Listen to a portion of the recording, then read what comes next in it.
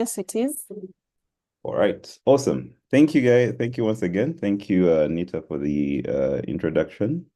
And good morning once again. As been introduced, my name remains Wilson Biekwaso.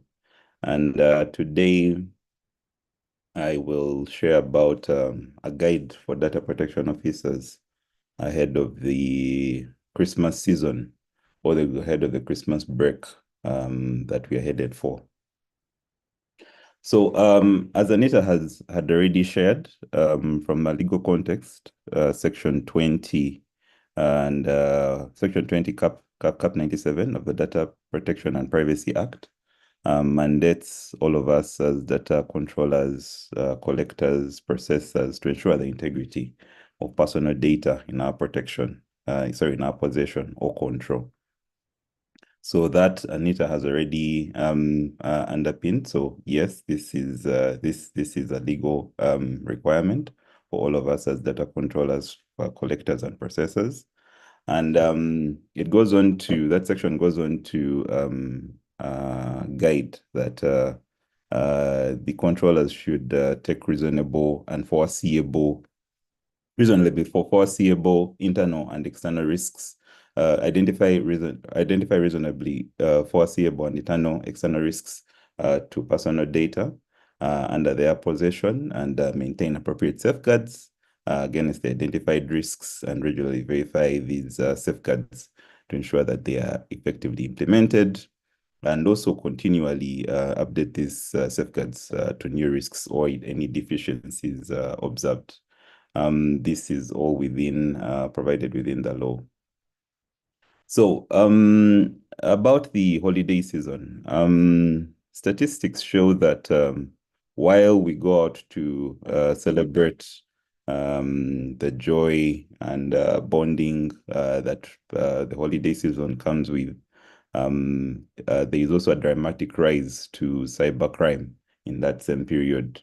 Cyber attacks have been known to spike by over 200%, according to research. Some people estimate anywhere between 150 to 200%.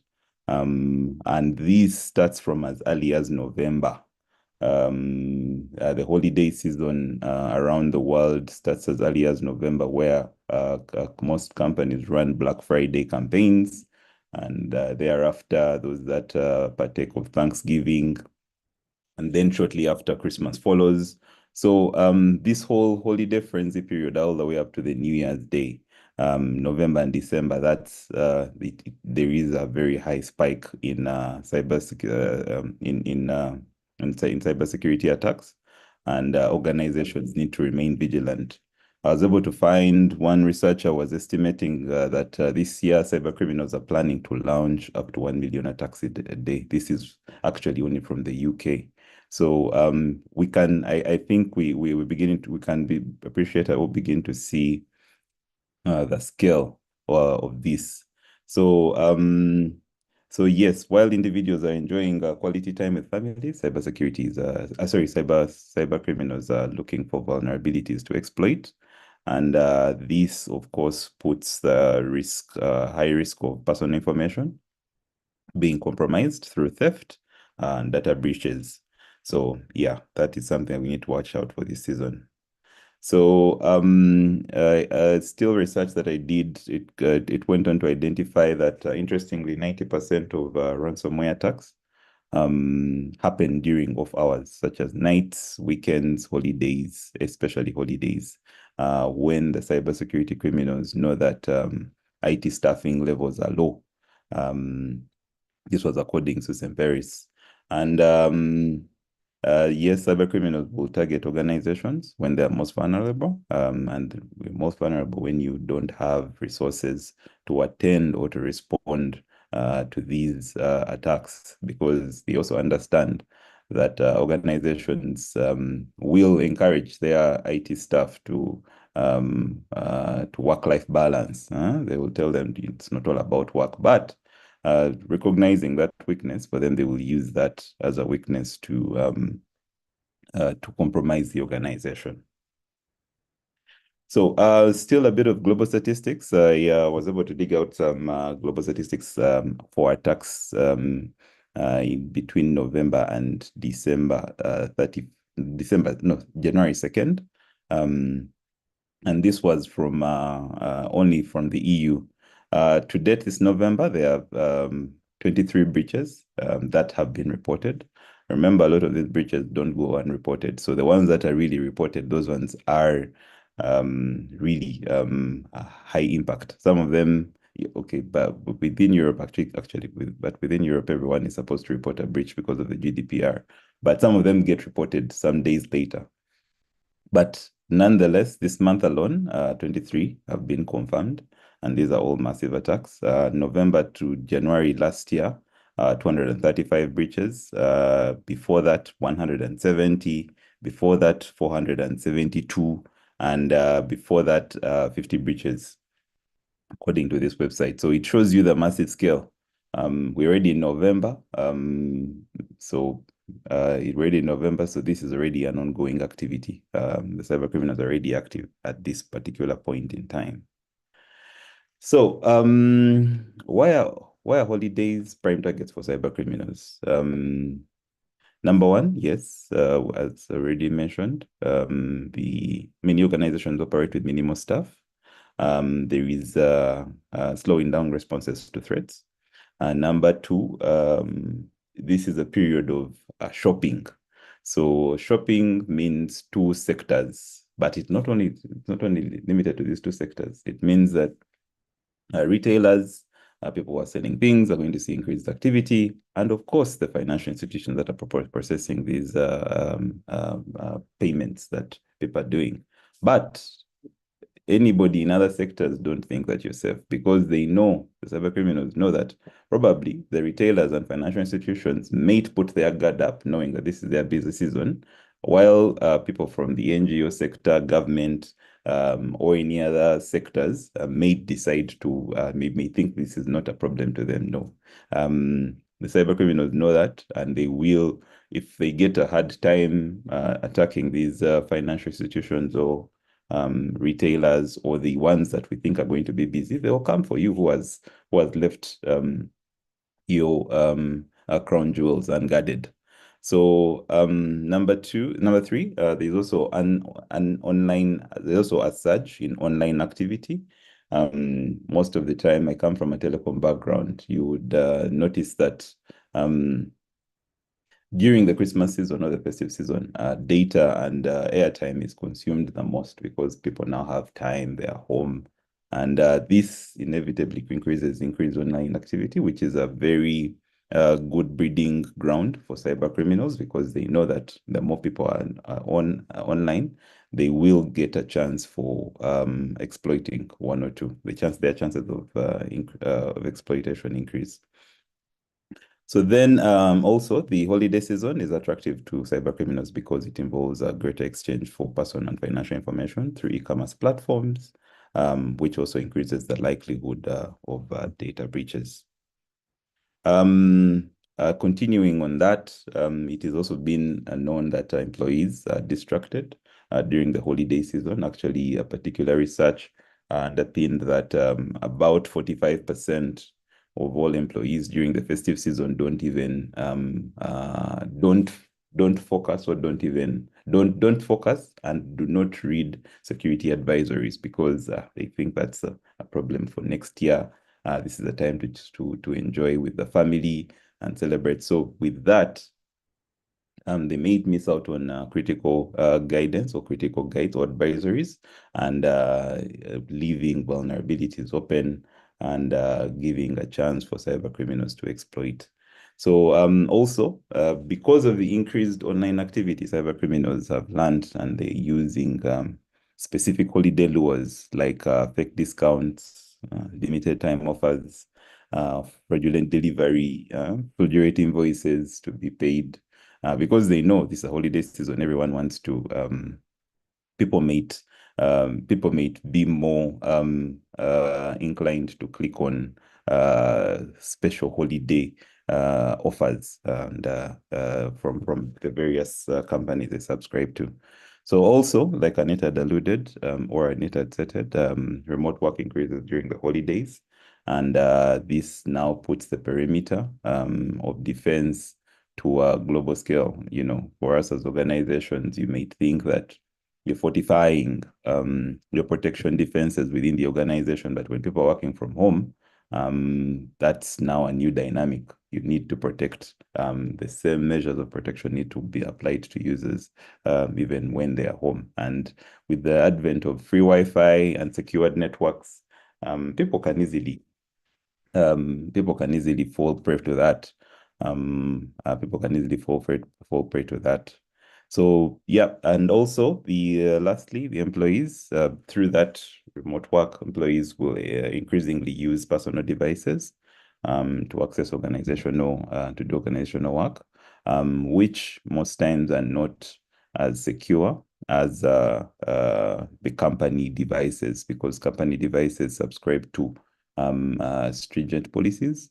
And while home devices, there is no policies in terms of updates and whatnot. So, what are the common privacy threats during the holidays? Number one, privacy phishing attacks. Phishing attacks where fraudulent emails or messages are sent to users, mimicking trusted entities like the holiday offers that we spoke about, to request the users or the victims to click on certain malicious links where the cybercriminal will have now an entry into the network.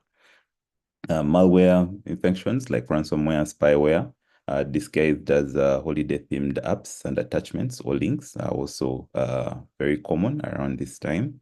Remember, this is a holiday season, so for the psychology of most end users, when they receive an offer from a hotel they visited, they may not even, or a hotel or an airline or a holiday destination, they may not look to confirm if it's actually from the trusted entity. The cyber criminal knows that probably if it's too good to be true, most users may not be cautious to click on to check and confirm the legitimacy. So a lot of them are delivering malicious software like ransomware through that.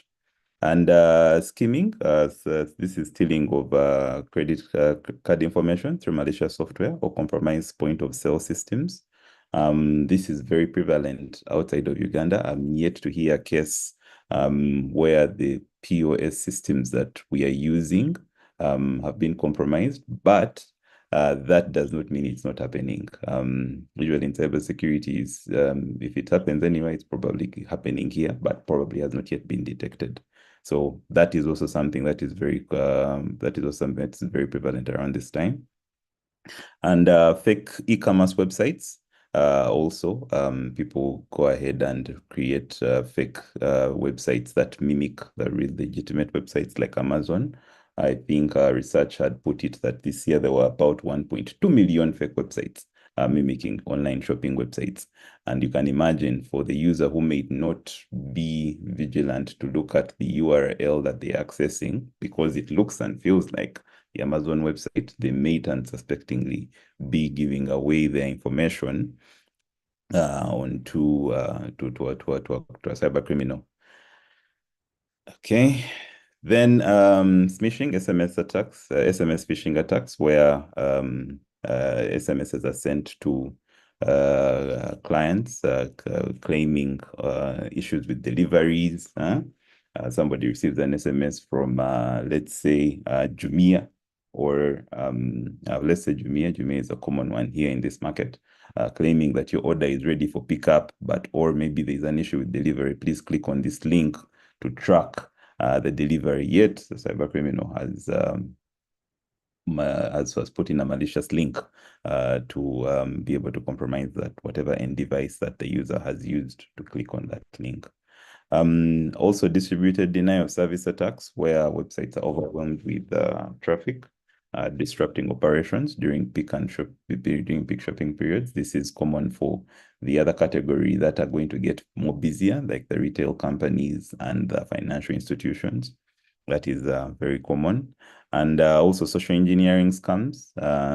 Social engineering scams where cyber criminals exploit manipulative tactics, use manipulative tactics to exploit emotions, urgency, and holiday generosity of users.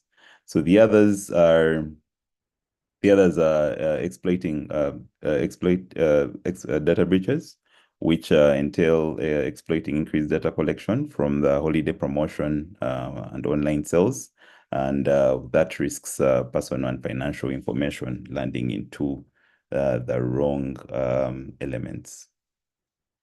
Implications of these breaches. Now we go back to the law. Without scaring you so much, but they are grave implications when breaches occur to the organizations, which include and not limited to convictions or fines for the accounting officers or the people that are responsible that did not do the due care or the due diligence to ensure that this personal data under their possession is protected. Organization might also face civil liability after the criminal proceedings, or if have been confirmed, if a user has been gravely affected, they may opt to also pursue civil charges in courts of law. I mentioned about fines and penalties for the organizations that breach, that get compromised. And also during when a breach happens, for most organizations that do not invest in measures to protect the personal data, actually, when a breach happens, actually they end up, statistics have shown that they end up spending more in terms of hiring forensic experts, legal fees, the PR management. So there is no saving for organizations that really get breached. If organizations are kingpinning, they are not implementing security measures on saving costs. When the breach happens, they actually, statistics end up saying that they end up even paying much more, including losing reputation and loss of trust from customers. Also, regulatory scrutiny will increase for organizations that are known, that have been reported for breach. This is a common practice. When you're breached, obviously you expect investigators to come and all these things and all these headaches for organizations. And I would, which many of us here on this call would not want to go through. So when I move on to prevention strategies, So number one, organizations should develop a comprehensive holiday security strategy that includes a robust incident response plan to address potential breaches. We all know that during the holiday season, a lot of staff are on holiday, or people are, travel to their villages, they are unreachable. But as an organization, a comprehensive security plan should be put in place, or strategy should be put in place, that in the event that a breach has happened, the response or the resources that are supposed to respond and contain it are readily available. And this means that 24/7 incident monitoring and response team for the holiday period. And I know probably 24/7 monitoring and incident response team is a tall order for many organizations. That's why we also recommend there are companies that are specialized security operation centers, which organizations can partner with to provide that around the clock incident response or incident monitoring and response. For them, they're in that business. That's their daily bread and butter. So they have resources to cover the organization around the clock, even when the organization or through the HR, they want to implement the work-life balance for their staff. But at least the organizational data will be protected, overwatched by these SOC teams. Pre-holiday audits, security audits are very important just to understand the posture of the organization. If the DPOs or the for the DPOs that are on call. If you have not planned for one, please urgently carry out one to ensure that at least the organization is in a very good posture before the holiday frenzy. And this will pick up any lapses like out of date systems, firewalls, etc., and all those. Need to make sure that all those gaps are closed before the holiday season, because the cyber criminals are going to look out for those and are going to exploit those when vigilance is low. So then strengthening access controls is also another important one. We all know within our organizations, we have people with sensitive accounts that are administrative accounts, the compromise of which may cause catastrophic, may mean catastrophic, may be catastrophic to the organization, because if you compromise a privileged account, it means that it has control over the other accounts that are not privileged. So somebody could, if they compromise these privileged accounts, they will have unbated access to the entire organization, especially if you did not put in place measures like zero trust network architectures and whatnot. So for the privileged accounts, their use should be limited or should be restricted during the holiday season. If somebody has gone away on leave and has been confirmed, temporarily disable that account so that you know that it's not going to be compromised by somebody. And yeah, if it remains active and yet the person is actually away on leave. So the other one is implementing multi-factor authentication. Multi-factor authentication is requiring all users to ensure that they have at least two forms of authentication before they access systems. It's a very it's a very important practice in today's world because it slows down the cyber criminals. That if they are able to compromise one avenue of access, they need to also compromise the other one, which makes it extremely difficult for them. So most likely they may end up moving on to easier targets. So multi-factor authentication is very key for organizational measures to ensure that the personal data is protected. Enhancement of data encryption and backup solutions, yes, is also very key. This is twofold. One, encryption will help you prevent that if somebody gets access to that data, they will not be able to make sense of it. But also the backup solution would come in now in terms of incident response and recovery, where if somebody has already compromised your personal data, maybe say they've encrypted it, demanding for payment, the backup would help you to get the organization back to at least a workable state. So it has to be very enhanced, especially this period.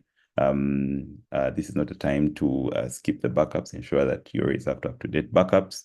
And there are solutions like you can even go a step further to implement air-gapped backups that are not connected directly to your network. So if a cyber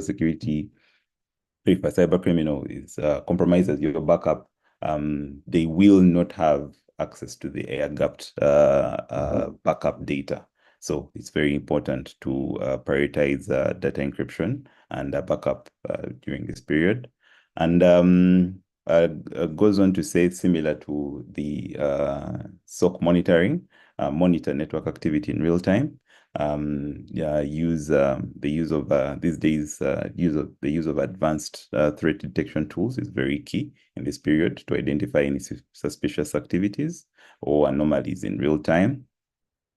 Then for the organizations that are expecting large volumes of traffic, for example, the financial institutions and the retailers, prepare for increased traffic. I think 3 days ago, one of the government agencies put out a shortlist for staff for positions that they had earlier on advertised. and they had not planned for the increased traffic. They had not planned for the increase in traffic on their website, and it took down their services for a moment there. So you need to plan for the increased traffic. You need to plan for increased traffic, especially if you know in those industries where traditionally you're going to see a lot of increased traffic in, especially around this period, and also consider implementing DDoS mitigation solutions.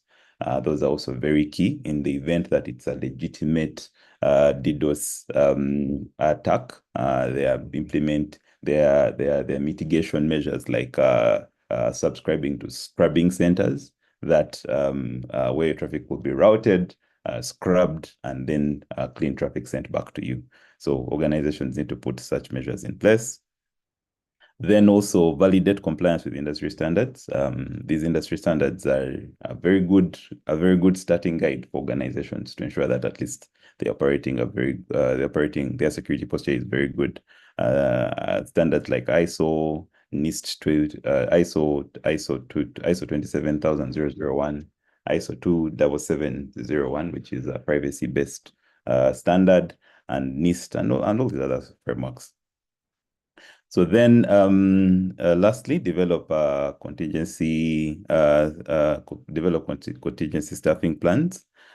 Schedule IT personnel strategically to ensure that there is adequate coverage during the peak season. For the DPOs, the IT teams are not all supposed to go away on leave. It is the price that people in cybersecurity or IT have to pay. The holiday season, they need to be even more vigilant. So organizations should ensure that they have adequate staffing levels to ensure that they are protected even during this period. For the employees, prevention strategies, now this goes down to the users. Organizations are implored to conduct regular cybersecurity awareness training, especially around this period before people go break up for the holiday. It would be important for the organization to have a session for cybersecurity awareness for the users as they go to their holidays and whatnot, and they are remote accessing. They are still adhering to organization security policies. So I'd hate to be a party thing, but party pooper, but maybe on the last company event, maybe cybersecurity or the DPO should be given a chance to speak to all staff for the last company meetup to ensure that these users continue practicing good cybersecurity practices even when they are away for the holiday season.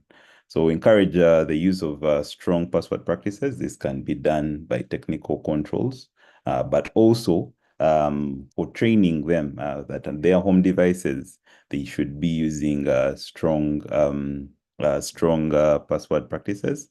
So we need to train them and make them aware of this. I also need to encourage them to use multi-factor authentication for their critical systems or like the banking apps and whatnot. This is information that is helping them. We also need to implore them to promote safe browsing habits, to encourage them or to train them not only to not just click on unsolicited links in emails, unsolicited links in emails, and also to verify the URLs they're accessing, especially if they're going to put in sensitive information. So we also need to warn them against the use of public Wi-Fi, especially the free Wi-Fi that is available. If you don't know the source, cyber criminals could potentially use this to exploit the organization of a free Wi-Fi, then get details about the device accessing, look for any vulnerabilities, exploit and plant themselves there. So the use of VPNs while accessing these unsecure networks is very encouraged, because now VPN will encrypt any traffic between the device and the endpoint where the device is accessing, to ensure that at least even when the cyber criminal sees the traffic, they are not able to make sense of it. More guides to employees. We need to provide guidance on personal device security, basically good cyber hygiene measures for their personal security for their personal devices. And we also need to emphasize social media caution. Social media caution. A lot of cyber criminals have learned that organizations will share information that they may use in an attack through social media. So they will stalk the particular use on social media. So users should be discouraged from oversharing, especially when it comes to the organization and even their personal information. If somebody mentions that on social media that they love a cat, their cat named maybe say XYZ, the cyber criminal may say, okay, maybe for this person who loves their cat, probably their password is around there. So this social media caution is very important. And we also need to encourage the users to report any form of suspicious activity to the organizational IT security team as and when they see it. Whatever they see that is suspicious, let them report, just check in to verify. And the teams should be readily available to advise the users or guide the users. Then restricting device usage during the holiday. For organizations, they should have policies in place to ensure that if somebody is going to use their device during the holiday, one, if they're on leave where they're using a company device, they should probably be using a personal device for any other work. So that will also ensure that at least that organization data is safe on that particular device. Then lastly, foster a cybersecurity first mindset, reinforce the importance of cybersecurity as a shared responsibility to users. And there is no better time as that last gathering for all staff. I know staff, all of us, most of our organizations here are preparing for these staff get-togethers or staff parties. Have a slot there to reinforce the importance of cybersecurity as a shared responsibility to all staff before they break off. So in conclusion, the holiday season does bring immense opportunities for us to relax and bond with family and merry make, but it poses a significant risks to really significant risk for personal data for the organization. We've already seen that the implications for those risks, if they do materialize, things to do with fines, convictions, if the organization has really found to be not to have enough due diligence and due care to protect that personal data, and reputational loss, increased regulatory scrutiny, and loss in trust from the users. So organizations need to need to have a combination of vigilance and advanced technology to mitigate these unwanted losses and operational disruptions. Increasingly, there is a new paradigm around AI-driven scams. For the cyber criminals that they're now implementing, now using or utilizing AI to ensure that their activities are far-reaching and far-impacting. So we need to be cognizant of that. And by this, when we stay ahead of these risks and ensure that we have proactive approaches in place, and we ensure that our users are aware of these tools and implement these robust tools and strategic planning, especially around staffing, utilization of SOC, external SOCs, or basically to provide 24/7 coverage. Whichever way the organization chooses to do it, it doesn't matter, but it is important to have a 24/7 incident detection and incident response, because the cyber criminals know that between 8 to 5, people are vigilant. But after 5, when people are going home, the cyber security SOC team maybe say works 8 to 5 and they've gone home, that is when the activities will start. So it is imperative that also during this holiday season, we take cognizance of that and ensure that these measures have been put in place. And with that, I do thank you. And yeah, I hand over the mic. Hey, thank you so much, Wilson, for that very insightful presentation. It is quite interesting from some of the things you've shared. What was very most interesting for me was the fact that 90% of ransomware attacks happen during the off hours, really. And I think we really need to be extremely careful as we prepare for the festive holidays. I want to believe that we've all been able to take notes, especially of the preventative strategies that have been shared. And we can see what to implement from what was shared. Now, I am going to move on to the Q&A. We are going to go for the Q&A session. We have a couple of questions in the chat. Maybe before I go to the questions, I've seen a couple of you asking for the recordings. The slides and the recordings are going to be shared. However, this webinar was being live streamed on our YouTube channel. The link is already in the chat, so you can go there and find a recording.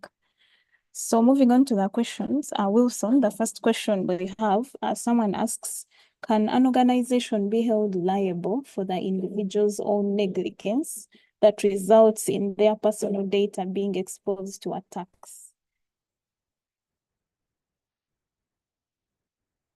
Over to you. Oh, sorry. Do you want me to answer one at a time or we take him as a batch? Can we do about 3? That's okay with We can you? do, yes, I think we can do 3. Okay, Thank you. so I hope you've been able to capture the first one. The second question is, someone says, what are some of the prevention solutions for organizations with a very limited budget allocated for the data protection section? What are some of the preventive solutions for organizations with a very limited budget allocated for the data protection section? And then the third question is, okay, this is actually the same question.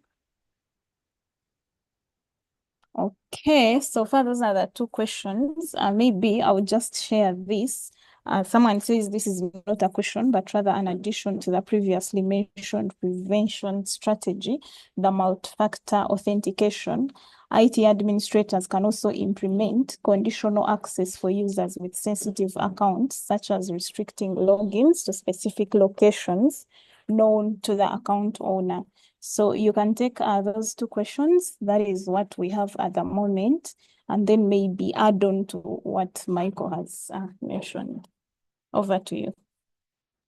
Thank you, Anita. Thank you for these questions. I'll start with the first one, whether an organization can be held liable for a breach by the user.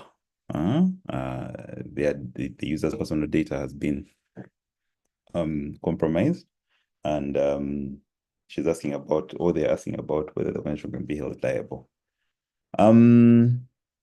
In my opinion, that's a very interesting one, because even when a user has been negligible, if the organizational data in their possession, personal data in their possession, say for example, I am in charge of the payroll system at an organization XYZ, but because me as the payroll accounts officer, I am negligent, and that data gets exposed or gets into the wrong hands. I think recently we saw a payroll that for one of the media companies that was broadcasted on social media. The organization will be held liable. It will not matter who leaked it. It's you as the accounting officer, it's you as the DPO, to ensure that you put in place measures to ensure that that data is protected. if say the user themselves puts out their own personal information. Let's say, for example, I'm user XYZ. I put out my bank account or whatever sensitive information, maybe say bank account, financial information, whatever can be regarded as personal. And I put it out myself on social media, or I share it on myself, that the organization does not have any business with that.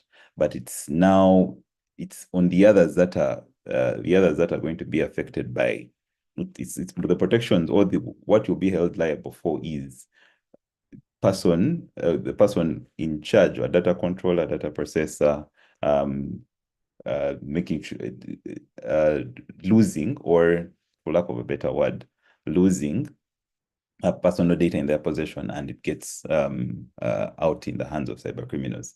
There, the organization will be held liable. That's why we're encouraging, and this now takes us to the second question. I will look into the second question around what prevention solutions organizations with limited budgets can take. Things like awareness or encouraging users to practice good cyber hygiene, and ensuring that you're doing at least these audits. Those are relatively low cost and may even be no cost. It's just a matter of you, the DPOs, or the people responsible, to ensure that you train, at least empower the users to practice good cyber hygiene. Because some of these things could be avoided with people just exercising a little bit of due care and due diligence. That if before I click on a link, I need to first verify, is this legitimate? If I am receiving an email that Amazon has offered me a $50 voucher. Click here, offer expires now. I'm like, if it's too good to be true, then it's really too good to be true. So these they may seem small, but they have a far-reaching impact in empowering the users. Tell them that, by the way, if it's too good to be true, it's definitely not true. You get it? So there are some measures that, like around training, the DPO doing, make sure that audit checks are done manually or even automated, but at least to ensure that at least there is some level of due care or due diligence that is being done. It's important, and there are some low cost ones that organizations can look into.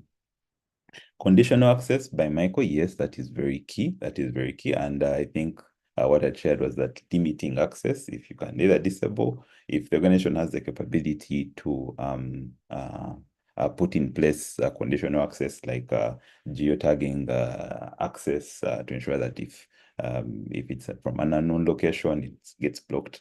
Yes, that is fine and well, but for most organizations without that capability, restricting access by, if say somebody is out of office and is on leave, their privileged account could be disabled or locked out. So that, because the organization does not expect them to do any work, unless now when they come back, then now it can get activated manually. So for the organizations that can, the ones that have advanced controls, they can now for them add on conditional access that this account should only log in from locations XYZ. If it's a login that's coming from China, first disable that account. So yeah. Hey, thank you, Wilson, for ably responding to those questions. There's one more question which came out in the chat. Someone says, given the rise of AI-driven cyber threats, how can we use AI defensively during peak holiday vulnerability periods? And someone in the Q&A is actually requesting for your contact information and bio. You could maybe respond to that as well as you respond to that question on AI.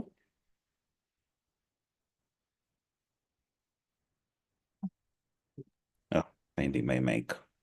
My short answer on that: fight AI with AI.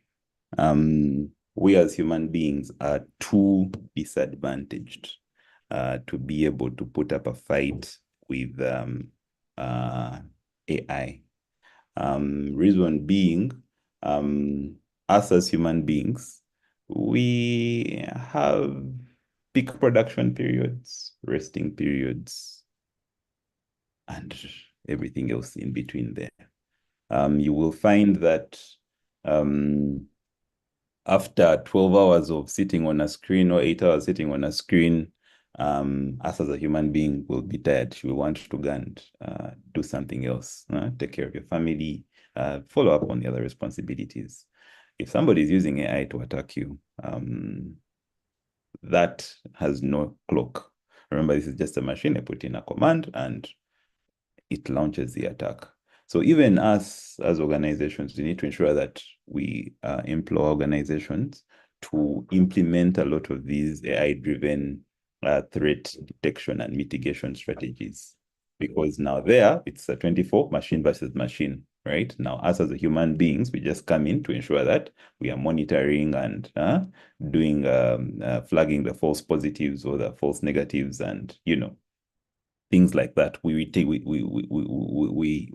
end up taking the role of supervision, but it is a very real threat, and a lot of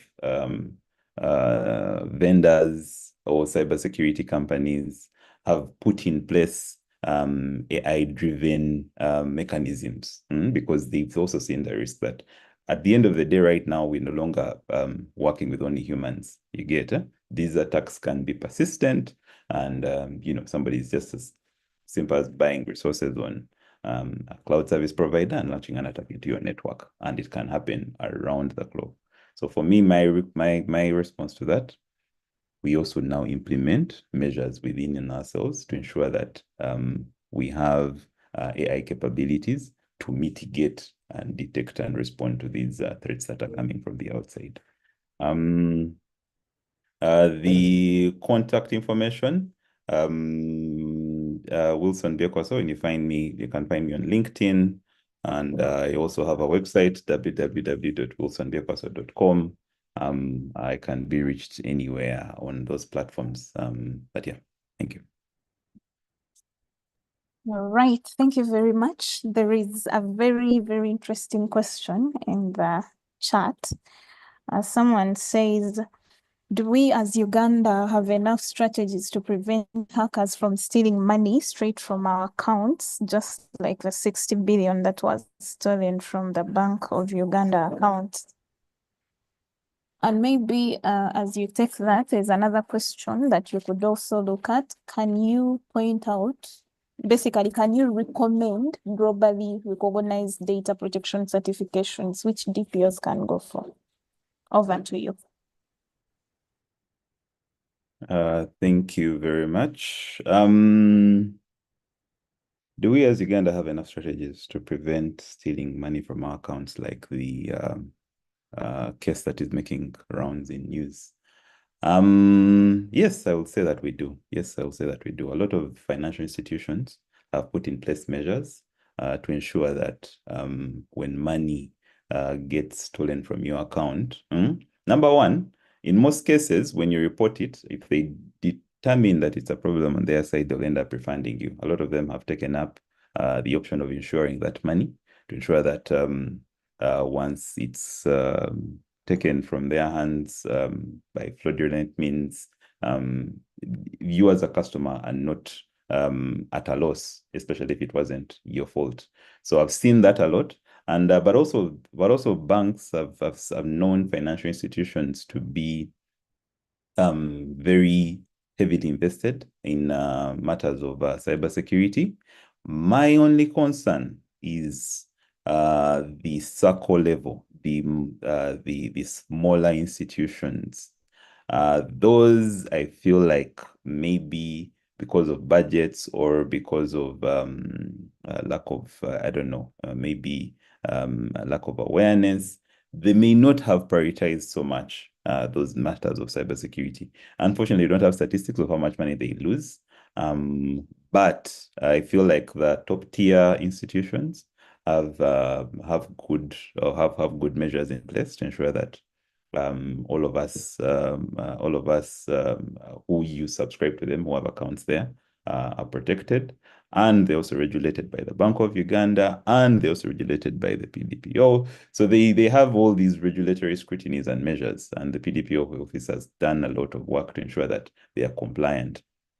At least I think I can say all of them are registered with the PDPO office. They submit their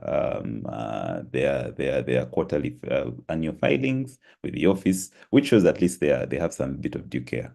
But my concern would be around the small institutions. I don't know if they have looked into that market or if they've adopted these measures. And I think it's a call for companies that are in that business to look at these SMEs to ensure that at least as a whole ecosystem, we are protected. Privacy certifications, there are quite a number.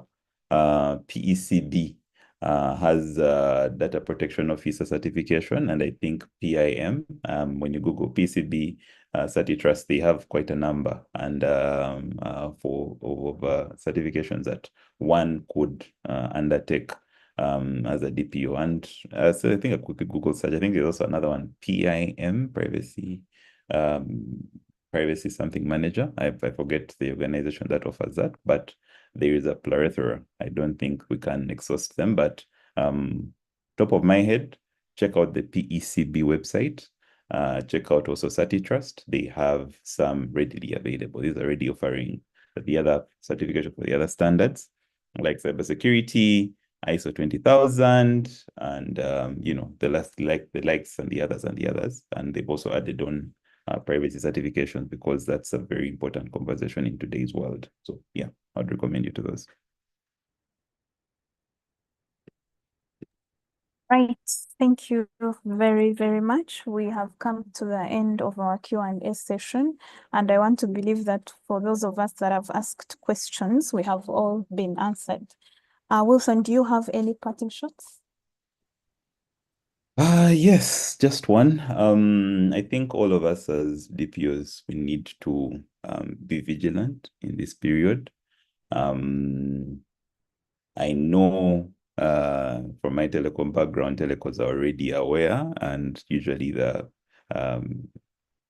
festive season for them, it's high alert period.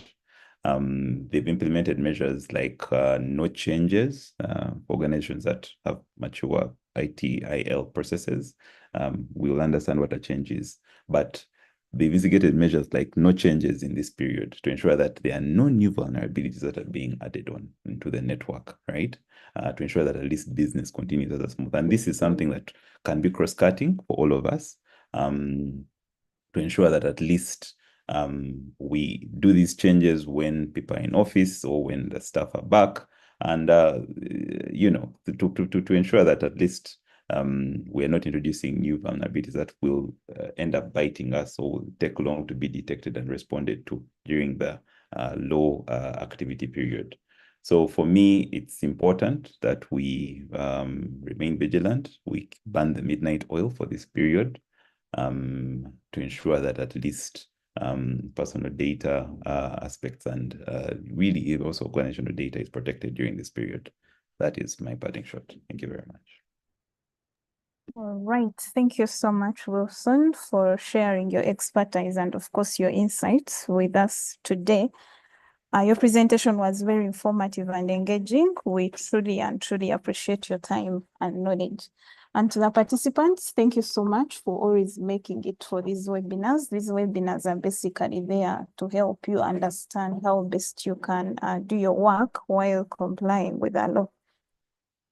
Moving on, I shared a link in the chat. Kindly click on the link and give us feedback on this webinar. The feedback you give us helps us to plan for better future webinars for you. Now, the communication I would like to make is that the Data Protection Africa Summit is next week from the 2nd to the 5th. And for those that may not have registered yet, registration is still ongoing. Please click on the links. The links are available on our social media channels. You can as well just visit dataprotection.org and you'll be able to get the information and register for the summit. If you are having any challenges, just send us an email on info pdpo.go.ug, and we'll be able to respond and guide you on how you can register your attendance. Thank you so much. We look forward to seeing you all at the summit, and happy holidays. Thank you. Happy holidays. Bye-bye. Bye.